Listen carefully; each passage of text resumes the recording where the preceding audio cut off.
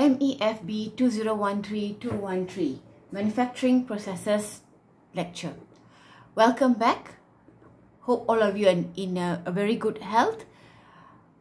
Okay, so the last class we spoke about hot working and a very brief introduction to cold working. So what is hot working? A quick refresher, yeah? So hot working is shaping of an ingot or strand. So it is from an ingot, okay, an undefinable shaped metal to a very specifically shaped metal whereby the metal undergoes plastic deformation and it undergoes permanent deformation at a temperature above recrystallization temperature. So what is an above recrystallization temperature? So if a material in room temperature 27-30 degrees Celsius is heated up to its melting point, it becomes liquid. And with liquid, the most you could do is you could use a die casting method or a sand casting method, cast the object into a finished product. But recrystallization temperature is a temperature intermediate, okay? So intermediate is between the start at room temperature and just before melting point of the material is a temperature we call a recrystallization temperature. So what exactly happens in hot working? We are going to heat up the metal. We gradually heat up the metal, and as the metal absorbs heat, it's going to gain energy from the heat, and the atomic structure within the metal is going to vibrate randomly. The more heat it absorbs, the more randomly it vibrates and it begins to collide with each other. As it collides with each other, it starts to break up into smaller particles or subparticles, and as it goes, as it progresses and progresses at a temperature above recrystallization, you find that the atomic structure starts to rearrange itself in a more orderly manner. And at above recrystallization, the atomic structure is fully rearranged. The atomic particles are subparticles that are very tiny and well arranged, and therefore this rearrangement has caused an increase or surge in the mechanical properties. Yeah, so you have reduced all the voids that is present in the material. Therefore, now with a more structured arrangement of the grains, you find that your material has got excellent mechanical properties, and therefore you capture the material at that particular point in time. You shape it. Okay, so your recrystallization is, say if your melting point is 1000 degrees Celsius, your recrystallization is just before melting point, around 750 degrees Celsius. So your material is in a semi-solid state. Therefore, when you capture the material at that particular point in time, you are going to shape it at that recrystallization temperature and then allow the material to cool back to room temperature. So you find that if you have a metal A that was shaped using metal cutting in room temperature, and that same metal heated up to above recrystallization temperature and shaped using hot working, even though both materials are the same material A, the one that was machined using metal cutting is going to have lower mechanical properties as compared to the one that has been shaped using hot working. Therefore, hot working has redefined the mechanical properties of the material, and you get much better mechanical performance and mechanical properties of the new material.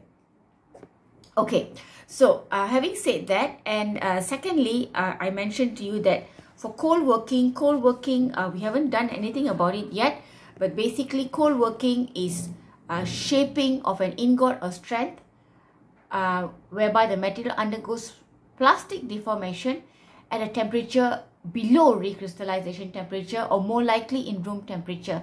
How does that work? We will reserve that for the next chapter. So let's look at the different types of hot working that is available. So first, hot rolling. What is hot rolling? Hot rolling is when wrought steel, okay, is converted to useful product in two steps. So normally what happens is we have the ingot. ingot is melted above recrystallization or heated up to above recrystallization temperature. We capture the material at a temperature above recrystallization temperature, shape it, and then we allow it to cool back to room temperature. And you have the finished product.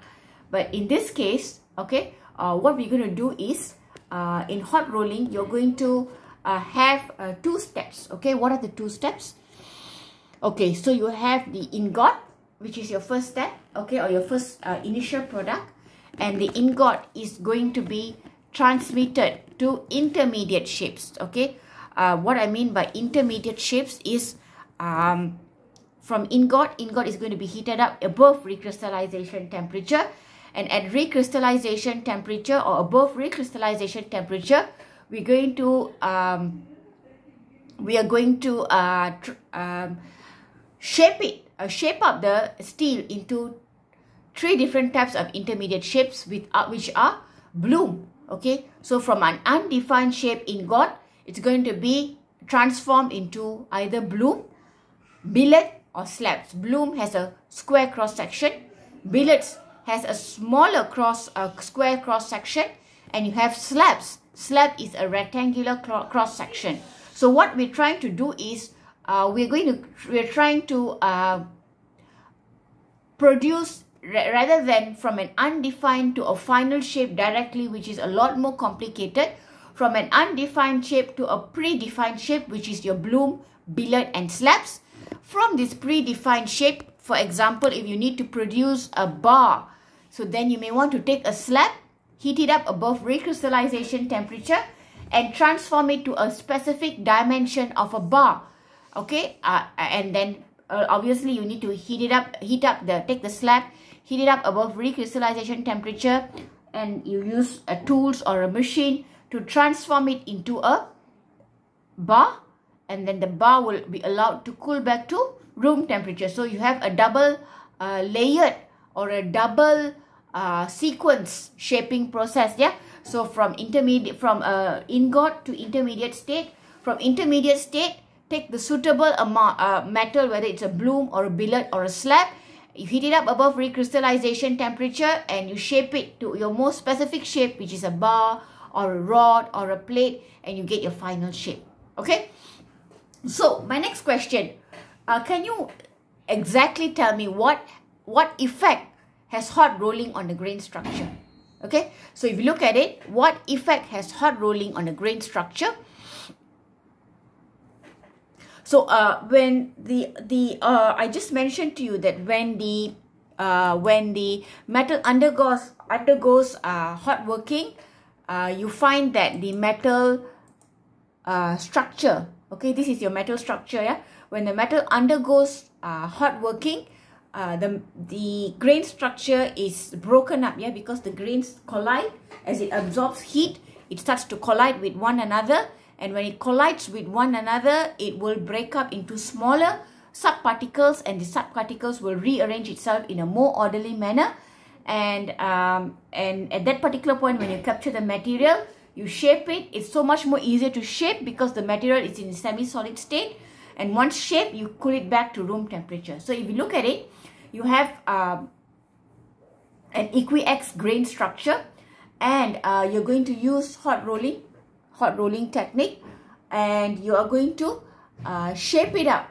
Okay, you're going to roll it, or you're going to shape it up at a temperature above recrystallization temperature. So you'll find that your grains are much smaller, and it has compressed itself to a much tinier grain structure, yeah, a tinier grain structure and a more compact grain structure. So your material is has lesser or almost no voids. So when voids are rooms for which just even your material has undergone an impact, crack will propagate through these voids. So when you eliminate voids, ruang kosong in the material, yeah, you're actually strengthening the material. You're increasing the strength of the material, and therefore the material will not deform so easily in that case. Okay. Let's look at the second process, hot forging. Hot forging, similarly, keyword is heat it up above recrystallization temperature. So you're going to heat the metal above recrystallization temperature. So forging is a hot working process of shaping